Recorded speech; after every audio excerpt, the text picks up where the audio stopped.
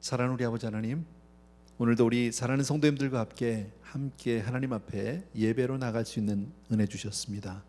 그리고 오늘은 주의 음성을 들으면서 주의 말씀을 들을 때 그것이 우리에게 생명이 되게 하여 주시기 원하고, 우리가 그 말씀을 통해서 주님처럼 주님과 같이 닮아가는 그런 은혜 허락하여 주옵소서. 감사를 드립니다. 예수님 이름으로 기도합니다. 아멘. 아멘. 예. 오늘 주보에는 마가복음 9장 30절에서 50절 그랬는데요. 오늘은 40절까지만 할래요. 조금 내용이 많아서 다음 주에 또 나누려고 하는데, 설교를 여러분이 이제 듣다 보면 설교 가운데는 때로는 이렇게 막 은혜를 충만히 받을 수 있는 설교도 있고요. 또 어떨 때는 막 감동이 되는 설교도 있는가 하면, 또 어떨 때는 지식적으로 많은 것을 배울 수도 있습니다. 또 교훈적인 설교도 있는데, 오늘은 교훈적인 내용이에요. 이미 이 내용은 여러분들이 이제 같이 보겠지만, 우리 중에 이 내용을 모르는 분은 한 분도 안 계세요. 상식적으로도 다 알고 있는데, 문제는 뭐냐면 그렇게 살아내기는 쉽지 않다는 거죠. 그래서 오늘 주님이 말씀을 이제 가르치시는데요. 잠깐 보겠습니다. 본문 말씀을 먼저 보는데, 마가복음 9장 30절에서부터 34절까지 우리 같이 읽었으면 좋겠어요. 한 목소리로 천천히 같이 읽습니다. 시작. 그곳을 떠나 갈릴리 가운데로 지낼새 예수께서 아무에게도 알리고자 아니하시니, 이는 제자들을 가르치시며 또 인자가 사람들의 손에 넘겨져 죽임을 당하고 죽은 지 3일 만에 살아나리라는 것을 말씀하셨기 때문이더라. 그러나 제자들은 이 말씀을 깨닫지 못하고 묻기도 두려워하더라. 가버나움에 이르러 집에 계실새 제자들에게 물으시되 너희가 길에서 서로 토론한 것이 무엇이냐 하시되, 그들이 잠잠하니 이는 길에서 서로 누가 크냐 하고 쟁론하였음이라. 아멘. 이 내용은요, 그 앞에 있는 본문과 조금 연결을 해서 여러분들이 생각을 해 주셔야 될 거예요. 그 앞에 무슨 내용이 있었냐면, 여러분, 예수님이 베드로, 요한, 야고보 이 세 사람과 함께 변화산에 올라갔던 것 기억하시죠? 그리고 거기서 엄청난 영광을 봅니다. 그리고 이제 내려왔는데 밑에 보니까 나머지 9 제자들이 귀신 들린 어린아이 하나를 고치지 못해서 좀 창피한 일을 당하고 있었어요. 그때 이제 주님이 가셔서 그 어린아이를 고쳐주셨죠. 그 사건 이후에 있는 사건이에요. 그리고 오늘 30절에 보니까 그곳을 떠나 갈릴리 가운데로 지내실 때 갈릴리로 오셨대요. 그런데 그 다음에 귀절이 좀 재미있어요. 30절에 예수께서 아무에게도 알리고자 아니하셨대요. 아무에게도. 이제껏까지 우리 주님이 제자들과 함께 이렇게 다니시던 것을 보면 가는 곳마다 굉장히 많은 사람들이 몰려들었어요. 수많은 군중 가운데서 주님은 가르치시기도 했고요, 병든 자를 고치기도 했고, 귀신 들린 자들을 자유케 해주시기도 했고요, 또 때로는 큰 기적을 일으키기도 하셨죠. 그런 많은, 또 성경에 보면 주님이 때로는 한적한 곳에 가서 기도하실 때도 있었고요, 또 그런가 하면 오늘처럼 아무도 없이 제자들하고 죄송합니다. 제자들하고 이렇게 스몰 그룹을 하는, 근데 그 내용은 가르치시려고 그랬다는 거죠. 그러니까 주님이 제자들과 함께 제자들을 이렇게 양육을 할 때 굉장히 다양한 방법으로, 한 가지가 아니라 계속해서 뭐 공부만 한다든지 혹은 계속 훈련만 한다든지, 그게 아니라 삶을 나누면서 여러 가지 방법으로 그들을 양육하는 것을 볼 수 있어요. 물론 이 교회 또 신앙생활이라는 게 이게 단편적으로 주일 한 번만 왔다고 해서 이게 문제가 되는, 우리 신앙이 잘하는 게 아니잖아요. 그래서 우리가 어쩔 수 없이 팬데믹 기간 동안에는 우리가 영상으로 예배를 집에서 드릴 수밖에 없었지만, 이제 좀 풀려서 이제 교회를 나오게 되는데, 교회를 나오면서 물론 현장에서 예배를 드리니까 조금 더 영상으로 드릴 때보다는 조금 더 이렇게 와닿겠죠.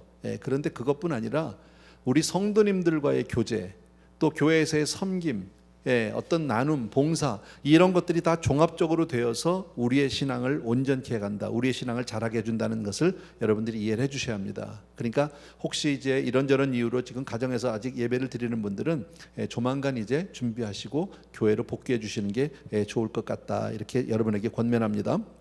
어쨌든 여기 말씀을 보니까 주님이 그 말씀을 다시 한번 보실게요.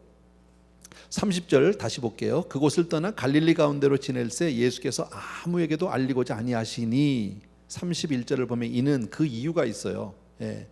보통 때는 많은 사람들이 있었잖아요. 근데 아무한테도 알리지 않고 제자들하고 함께 하시고자 하는 이유는 바로 뭐냐면 제자들을 가르치시기 위해서인데, 또 인자가 사람들의 손에 넘겨져 죽임을 당하고 죽은 지 3일 만에 살아나는 것을 말씀하셨기 때문이다 그랬어요. 네. 이 내용을 또 여러분이 성경에서 이미 알고 있는데요. 전에 주님이 제자들과 함께 가이사라 빌립보라고 하는 지역에 가셨어요. 뭐 지역은 중요하지 않아요. 그런데 그때 주님이 갑자기 제자들에게 이렇게 물었어요. 얘들아, 사람들이 나를 누구라고 하더냐 이렇게 물었어요. 그러니까 제자들이 선지자라고 그러던데요, 주님을요.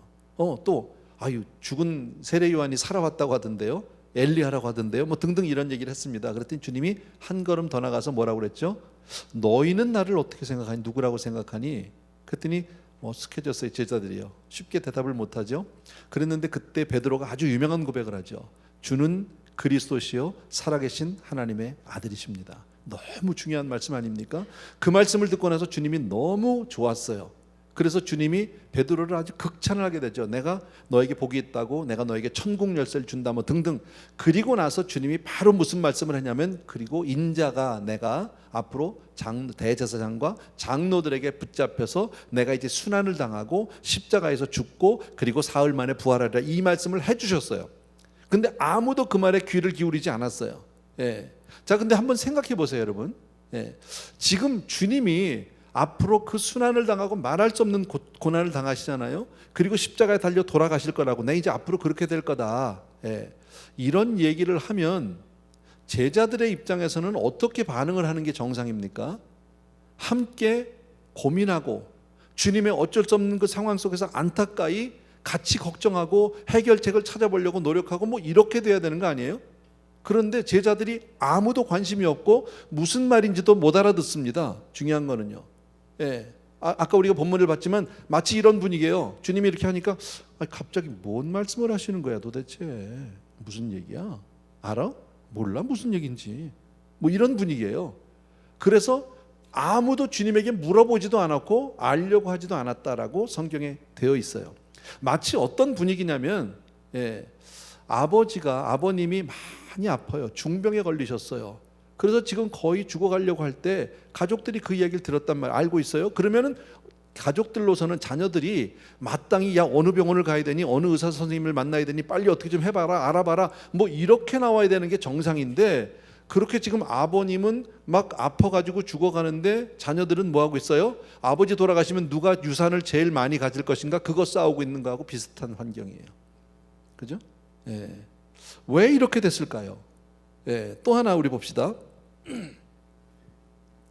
32절에 그랬죠. 이는 제자들은 그 말씀을 깨닫지도 못하고 묻기도 두려워했다 그랬죠. 33절에 가버나움에 이르렀으며, 어디 갔습니다. 가버나움이라는 것은 집에 계실새 제자들에게 주님이 물었어요. 너희가 길에서 서로 토론한 것이 무엇이냐? 너희들 아까 올 때 너희들끼리 막 토론하던데 무슨 얘기했어? 지금 이거잖아요. 근데 주님이 진짜 몰라서 물어보실까요? 우리 주님이 모르시는 게 있나요? 없거든요. 다 잘 아시는데 물어봤어요. 근데 34절에 보니까 그들이 잠잠하니 아무도 대답을 못한 거죠. 그 앞에서. 이는 그 이유가 뭐예요? 길에서 서로 누가 크냐 하고 쟁론하였다고 그랬어요. 누가 서로, 야 네가 더 크냐 내가 더 크냐, 주님이 너를 더 사랑하냐 나를 더 사랑하냐, 지금 이 얘기하는 거죠. 서로 그것 가지고 다퉜다는 거예요. 자, 이 말씀 우리 너무 쉬운 이야기인데 여기서 우리가 생각할 단어는 뭐냐면 경쟁심이에요. 비교의식. 제자들은 서로 누가 크냐 하는 문제로 예수님께로부터 더 누가 인정을 받느냐는 문제로 서로 다투고 인정을 했는데 그렇게 서로 다투게 됐는데, 왜 이런 상황이 벌어졌는지는 정확하게 성경에 기록이 없어서 몰라요. 근데 제가 짐작컨대는 아마 어쩌면 12사람이 늘 주님과 함께 하다 보면 그 중에서 왜 자연히 좀 가까워지는 사람이 있잖아요. 뭐 함께 생활을 해도 또 주님이 늘 이렇게 좀 가까이 하는 사람이 있을 수도 있어, 한마디라도 더 하는 사람이 있을 수도 있고 그럴 수도 있는데, 결정적인 사건은 그 변화산 사건일 거예요. 12 제자 중에서 3사람만 데리고 올라간 거죠. 베드로, 요한, 야고보예요. 이 3사람만 데리고 올라갔어요. 그럼 나머지 9 제자는 자연히 좀 쓸쓸해지겠죠. 소외당한 느낌이 있겠죠. 그런데 더더욱이나 이 3사람은 가서 엄청난 경험을 하게 되죠. 그죠? 하늘의 영광을 봅니다. 우리 주님이 정말 하나님의 그 영광 가운데 확 변하는 모습을 보게 되고 모세도 보고 엘리야도 보고 뭐 이런 거 여러분 기억하시잖아요. 영적으로 엄청난 체험하고 내려온 거예요. 그리고 산에서 내려와 보니까 밑에 있는 나머지 9사람은 지금 그 귀신 들린 어린애 하나 해결을 못해가지고 거기서 버벅거리고 막 망신을 당하고 있으니까 말은 안 하죠. 서로 인격이 있으니까. 근데 뭐라고 그랬을까요? 자기들 마음속에 아유 저런 것도 하나 못해. 자기들은 마치 뭐가 된 것 같이. 우리도 비슷합니다. 우리도 신앙생활 하다가 남이 하지 못한 어떤 특별한 체험을 한다든지 남보다 조금 더 깊은 어떤 지식을 안다든지 혹은 뭐 이런 일이 있게 되면요, 어떻게 됩니까? 나는 좀 뭔지 영적인 프라이드가 생깁니다. 약간 교만해질 수 있습니다. 그런 분위기. 그래서 아마 그런 분위기 때문에 서로 간의 긴장관계, 그래서 네가 크냐 내가 크냐 서로 이런 어떤 경쟁심이 발동이 된 것이 아닌가.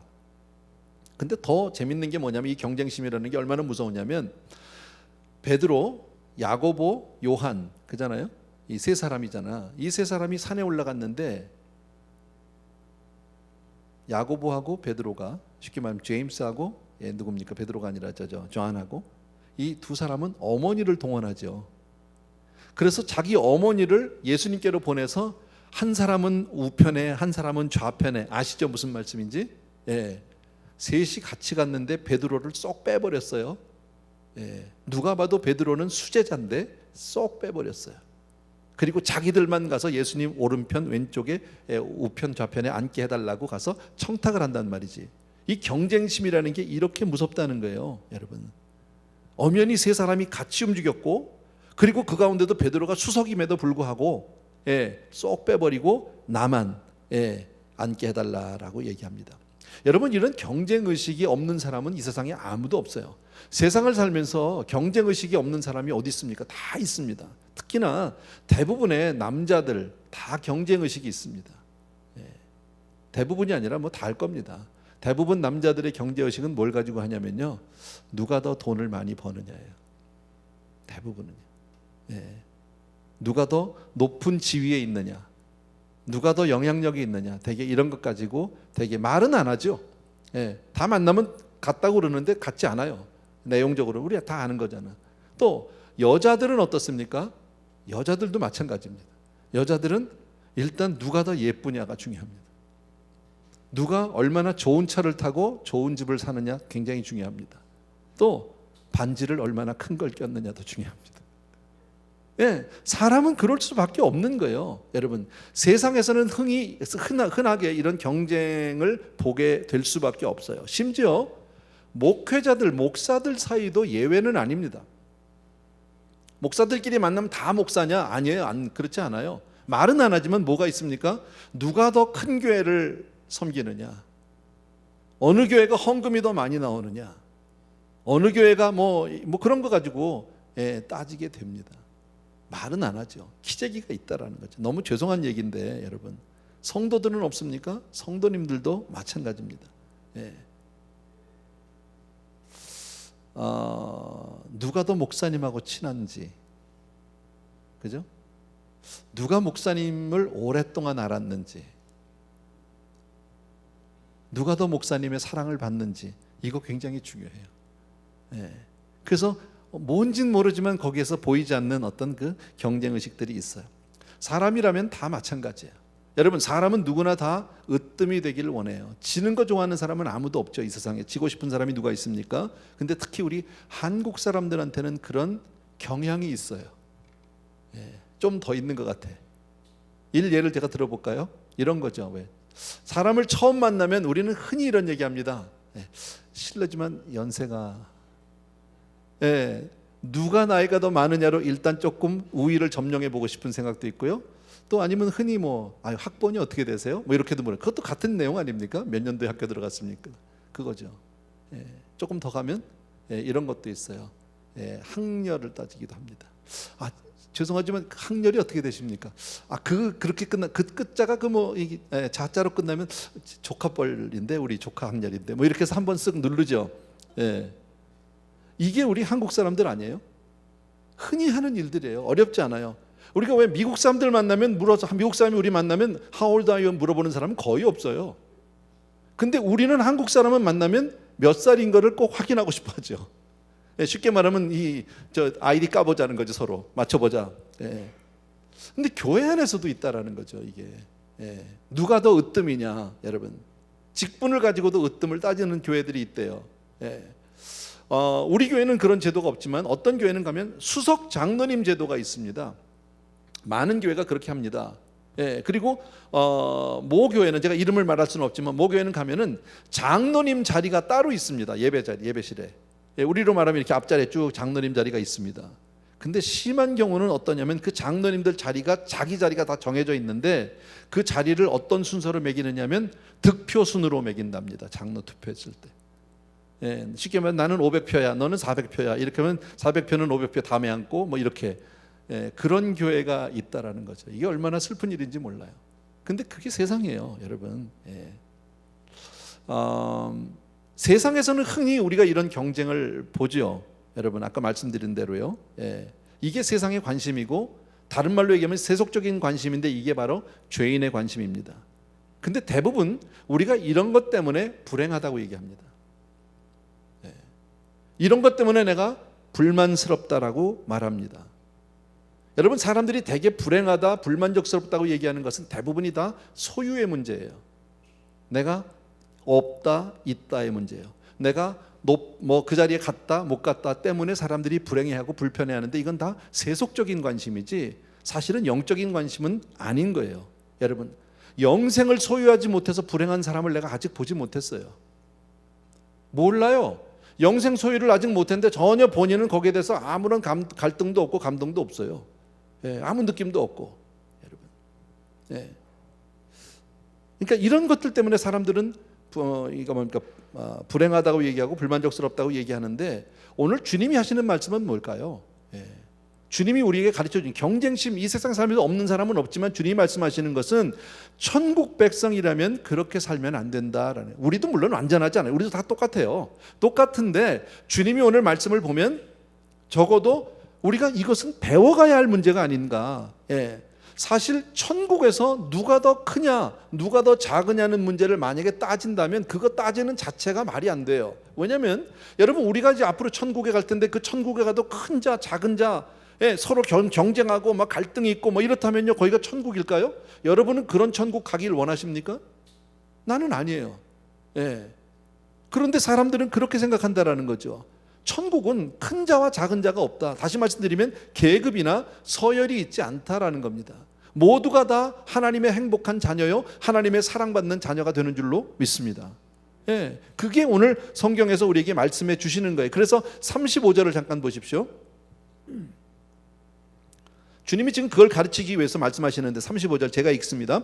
예수께서 앉으사 12제자를 불러서 이르시되 누구든지 첫째가 되고자 하면 뭇사람의 끝이 되며 뭇사람을 섬기는 자가 되어야 하리라, 이렇게 말씀하셨어요. 누구든지 첫째가 되려면 끝이 되어야 한다.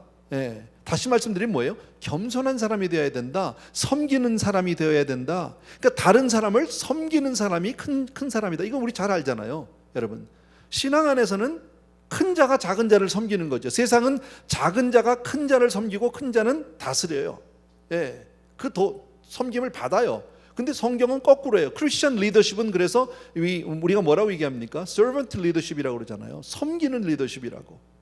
세상과 다른 거죠. 가치관이요.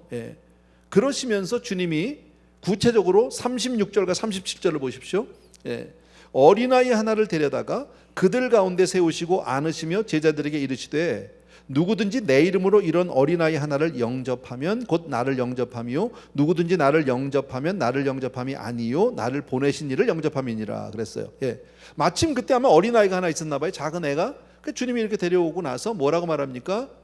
누구든지 이 어린아이 하나를 영접하는 자는 바로 나를 영접하는 것이고 나를 영접하는 자는 내가 아니라 나를 보내신 하나님을 영접하는 것이다 라고 이렇게 말씀합니다. 쉽게 말하면 이제 현장 교육을, 실물 교육을 시켜주시는 거죠, 여러분.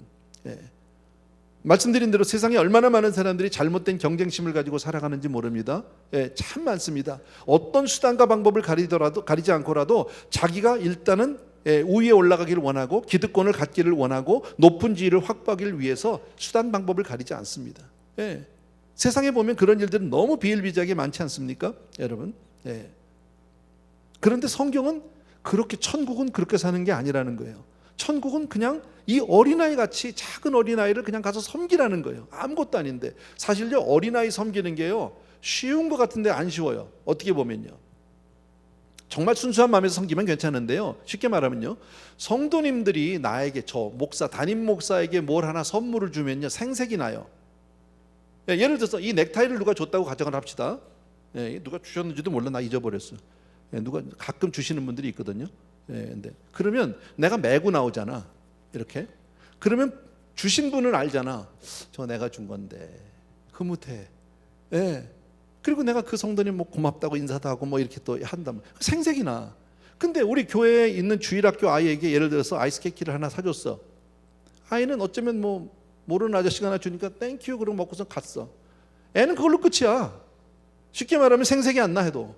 그래서 어린아이를 섬기는, 그러니까 힘이 없고 약한 자를 섬기는 일은 쉬운 일은 아니라는 거예요. 그런 면에서 본다면요, 여러분. 어린아이의 특징이 뭡니까? 의존적입니다.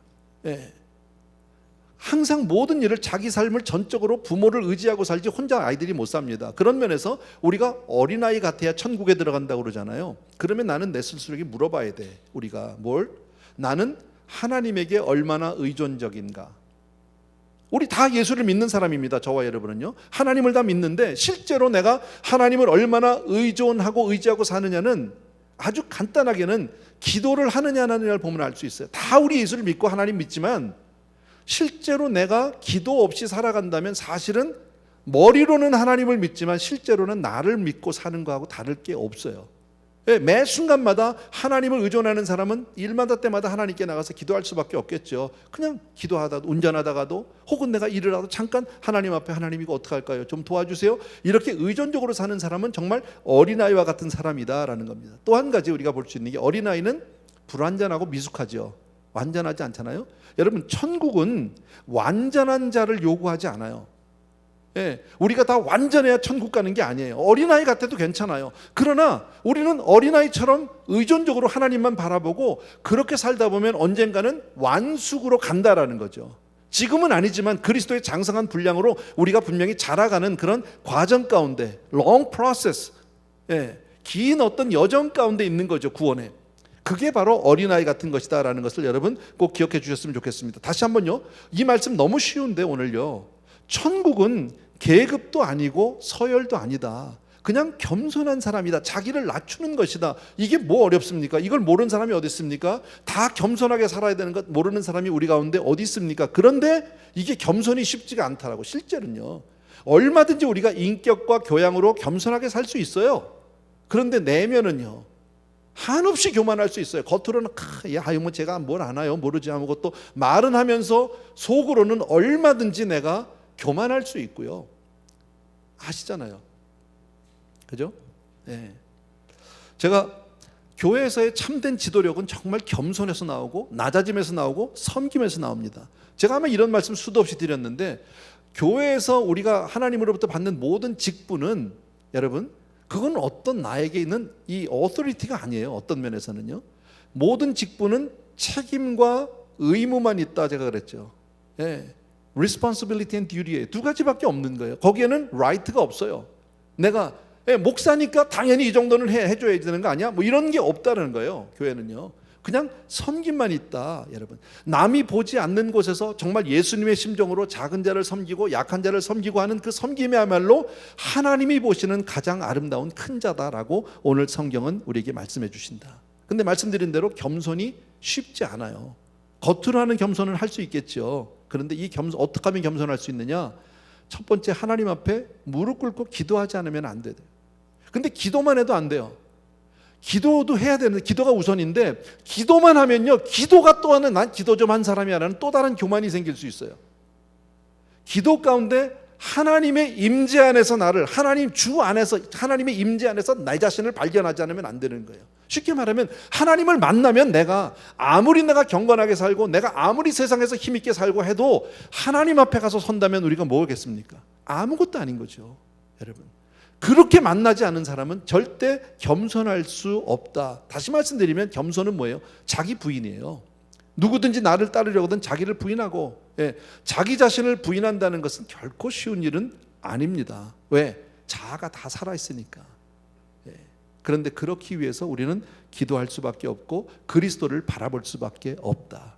이것을 오늘 한 가지로 얘기해 주고 계시고요. 또 하나는 38절 이하를 제가 읽습니다.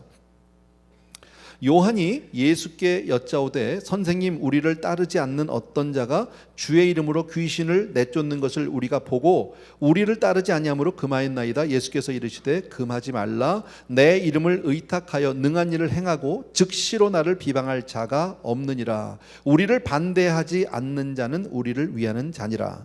자, 이 말은 뭐냐면요, 지금 주님이 그렇게 지금 경쟁심에 대해서, 겸손에 대해서, 천국은 서열이나 계급이 아니다 등등 말씀을 해주고 계시는데, 요한이라고 하는 제자는 12제자 중에서 제일 막내예요. 제일 나이가 어린 제자예요. 근데 이 요한이, 아니죠, 뭐라고 말합니까? 주님, 우리가 어느 동네 갔는데요, 모르는 사람이에요. 우리랑 한 번도 같이 했던 사람이 아닌데 이 사람이 막 주님의 이름을 사용하면서 막 귀신을 쫓아요?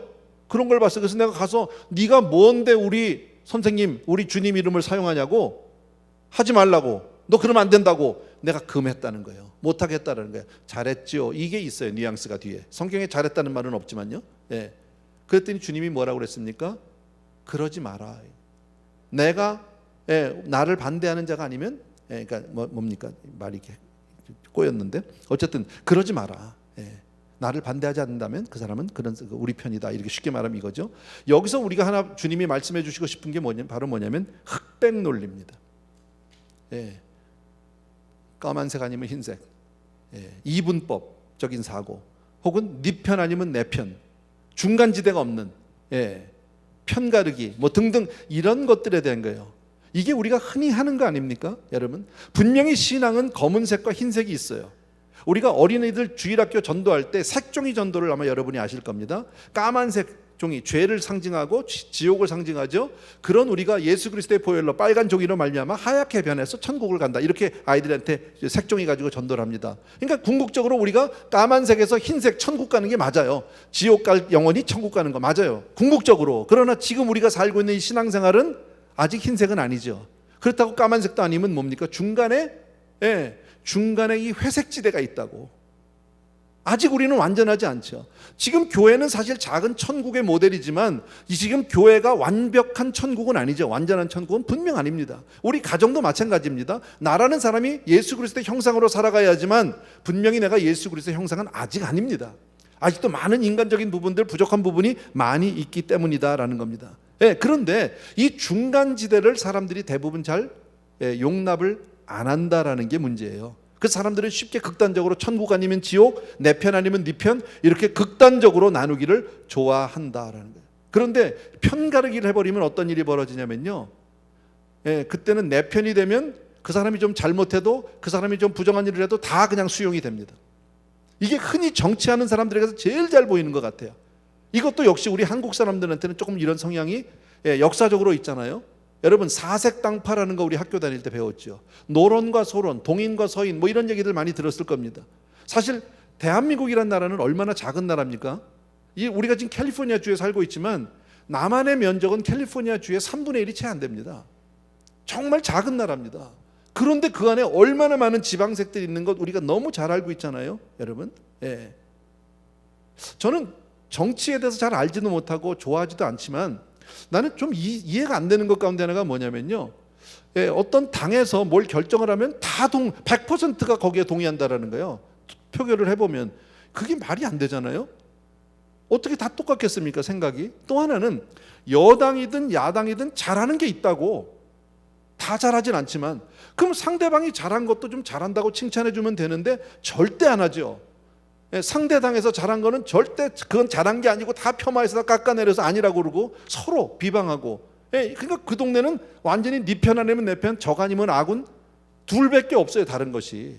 그런데 우리가 신앙생활도 그렇게 하기가 쉽다라는 거예요. 그러니까 주님이 뭐라고 말씀하시냐면, 나와 조금 달라도, 나와 좀 스타일이 다르고 색깔이 달라도 우리를 반대하지 않는다면 우리를 위하는 자다, 같은 편이다, 그 얘기입니다. 여러분, 교회 안에도 이게 없다고 말씀 못 드리는 게, 신앙의 색깔들, 스타일이 다 달라요. 어떤 사람은 기도하는 게 다르고요, 어떤 사람은 신앙의 패턴이 좀 다를 수 있어요. 그러나 다 우리가 하나 그리스도 안에서 한 가족 아니냐. 여러분 쉽게 말하면 교회를 섬기다가 가끔 교회를 옮길 때가 있어요. 다른 교회로. 그러면 사실 어디 안에 있어도 다 그리스도 안에서 한 형제잖아. 그런데 이론적으로는 아는데요, 떠나고 나면요 거의 안 봅니다. 그리고 다시 돌아오는 일은 더더욱이나 없습니다. 마치 다시 돌아오면 뭐 적군이 투항하고 들어오는 그런 격이야. 이 좀 심한 얘기지만요, 그게 우리의 성향이라는 거예요. 이걸 모르는 사람이 어디 있습니까? 오늘 이야기 가운데. 오늘 말씀은 이거예요. 경쟁심이라는 게 우리 살면서 분명히 없을 수 없어요. 다 가지고 있지만 적어도 우리가 예수를 믿고 천국을 지향하는 우리들은 그런 경쟁심으로부터 좀 자유할 수 있어야 한다. 완전히 한 번에는 안 되겠죠. 너무 계급, 서열, 모든 제도를 다 무시할 수는 없겠죠. 질서 체계를 무너뜨릴 수는 없겠지만 그런데 연연하는 사람이 되어서는 안 된다라는 겁니다. 오히려 그거보다는 섬기는 자가 돼야 된다. 우리는 높은 사람한테 섬기는 건 세상이 잘합니다. 힘 있는 자를 가서 섬기는 건 누구나 할 수 있습니다. 그러나 천국은 그런 게 아니라 작은 어린아이라도 가서 정말 내 진심을 다해서 그리스도의 사랑으로 섬기는 그 사람이 하나님으로부터 인정을 받는 사람이다. 우리도 저와 여러분도 세상에 나가면 똑같이 삽니다. 세상 사람들이 사는 방식과 똑같이 살아가고 있는데 우리가 과연 우리가 지금 신앙생활하면서 하나님의 관심을, 하나님의 어떤 이 인정하심을 받느냐 못 받느냐는 바로 이런 기준에 따라서 달라질 수 있다. 또 하나는 방금 우리가 본 대로 너무 편가르지 마라. 흙과 백으로 나누지 마라. 적어도 예수 그리스도 안에서 정말 함께 예수를 믿는 사람이라면 조금 스타일이 달라도 장로교면 어떠니? 감리교면 어떠니? 순복음이면 무슨 상관이니? 기도하는 스타일이 다르고 순복음처럼 그렇게 큰 소리로 기도하지 않고 한쪽은 너무 조용하게 해도 우리가 다 예수 믿으면 다 용납해라. 우리 반대하는 게 아니다. 지금 그런 뜻으로 오늘 우리에게 말씀해 주신 거예요. 이해되셨죠? 오늘 여기까지만 하겠습니다. 찬양 하나 드리고 싶은데요, 제가 요즘에 많이 좋아하는 찬양이에요. 은혜라고 하는 찬양인데 전 가사가 참 좋습니다. 잘 보십시오. 여러분 보시면 어려운 단어는 아니니까. 내가 누려왔던 모든 것들이, 내가 지나왔던 모든 시간이, 내가 걸어왔던 모든 순간이 당연한 것 아니라 은혜였어. 여러분 지금까지 우리가 지내온 게 하나님의 크신 은혜인 줄로 믿습니다. 아멘. 우리 같이 한번 천천히 찬양해 봅시다. 내가 누려왔던 모든 것들이, 내가 지나왔던 모든 순간이, 내가 걸어왔던 모든 순간이 당연한 것 아니라 은혜였소. 아침 해가 뜨고 저녁에 노을, 봄의 꽃향기와 가을의 열매, 변하는 계절의 모든 순간이 당연한 것 아니라 은혜였소. 모든 것이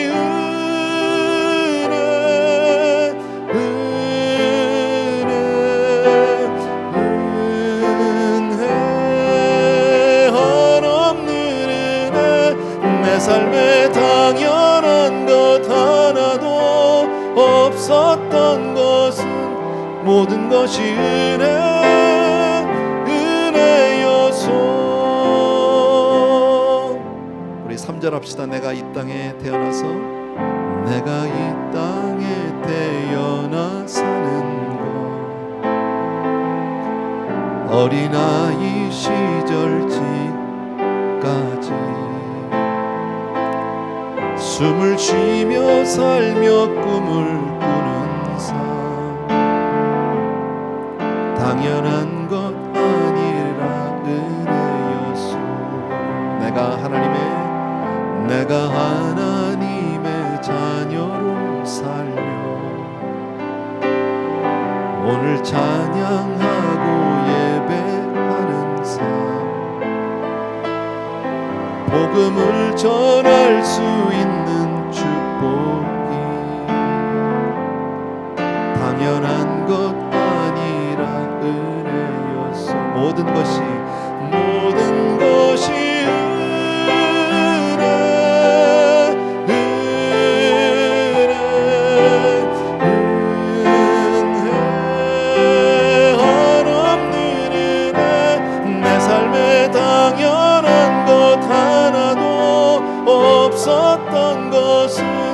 모든 것이 은혜여서. 아멘, 아멘. 우리 같이 한번 기도합니다. 오늘 말씀은요, 방금 말씀드린 대로 경쟁심 혹은 편가르기, 또 겸손, 계급, 서열 등등 단어만 들어도 여러분 무슨 말인지 다 이해하세요. 오늘 하나님, 정말 내가 이 세상 살면서 하나님을 닮아가는 사람 되게 해주옵소서. 정말 하나님을 기쁘시게 하고 하나님이 자랑하는 그런 인격으로 우리가 변할 수 있도록 그런 은혜 베풀어 주옵소서 하는 마음으로 잠시 기도하겠습니다. 사랑하는 아버지, 우리 귀한 성도님들과 더불어서 이 시간 같이 기도합니다. 주님, 우리의 연약함과 우리의 부족함을 주님 너무 잘 아시는데 우리는 세상에 살면서 수없이 많은 기적이, 수없이 많은 경쟁, 수없이 많은 비교의식 가운데 살아갈 때가 얼마나 많은지 모릅니다. 나의 사랑하는 내 아버지 하나님, 우리들은 적어도 아버지의 하나님을 바라고 정말 그렇게 살지 않도록 도와주옵소서. 비록 이 땅에 우리가 발을 붙이고 살지만 주여 천국을 사모하는 자가 되게 도와주시기 원하고 하나님의 아버지의 그 뜻을 쫓아 사는 우리가 될 수 있도록 주여 도와주시기를 간절히 소원합니다. 사랑하는 내 아버지, 주님, 우리 사랑하는 성도님들을 축복해 주시기 원하고 그리스도를 닮은 인격, 그리스도를 닮은 성품 가질 수 있도록 도와주시기 원합니다. 아버지의 편을 가르지 않게 하시고 흑백 논리로 모든 것을 보지 않게 도와주시기 원하며 포용할 수 있는, 아버지의 허용할 수 있는, 수용할 수 있는 그런 너그러운 마음 허락하여 주시기를 간절히 소원합니다. 주님, 주님의 마음 우리에게 허락하여 주옵소서. 주님의 생각 우리에게 허락하여 주셔서 주님만을 찬양하는, 주님만을 따르는 우리 성도님들 다 될 수 있도록 은혜 베풀어 주옵소서. 감사하고 예수 이름으로 기도합나이다. 아멘. 조용히 일어나셔서 우리 1절만 다시 한번 합시다. 내가 누려왔던 모든 것들이, 내가 지나왔던 모든 시간이,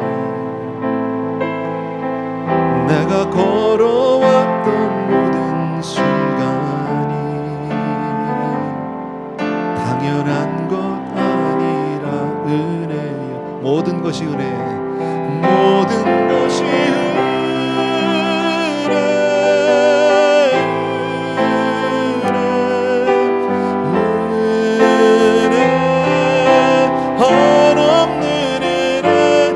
삶에 당연한 건 하나도 없었던 것을 모든 것이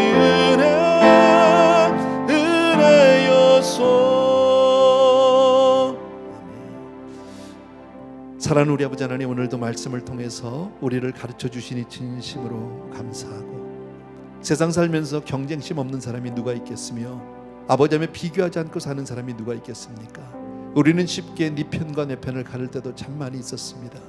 그러나 주님, 오늘 말씀을 통해서 우리 한 사람 한 사람이 그리스도의 인격, 그리스도의 성품을 가진 사람 되게 해 주옵소서. 이것이 우리의 힘으로 되지 않아서, 나의 힘으로, 나의 노력으로 되지 않아 주님 앞에 기도합니다. 주님, 은혜를 베풀어 주시고 성령으로 우리를 사로잡아 주셔서 그리스도를 닮은 사람들 다 되게 해 주셔서 하나님 앞에 기쁨이 되고 자랑이 되고 정말 하나님이 인정하시고 하나님이 그렇게 사랑하는 우린 모든 성도님들 다 되게 하여 주시옵소서. 오늘도 귀한 예물 정성껏 준비합니다. 생명과 같은 물질이지만 하나님, 이것을 내 생명을 대신, 내 삶을 대신해서 하나님께로 올려드리는 우리의 헌신이고 우리의 고백입니다. 귀한 성도님들을 주께로 올려드리오니 받아 주시옵소서. 이제는 우리 주 예수 그리스도의 은혜와 하나님 아버지 그 무한하신 그 사랑하심과 성령님의 내주인도, 교통, 충만 역사하심이 이 시간 또 한 번 예수 그리스도를 닮기를 소원하는 모든 사랑하는 성도님들을 위해와 멀리 선교지에 계신 귀한 선교사님들과 형제들 위해 이제로부터 영원토록 함께 계실지어다. 아멘.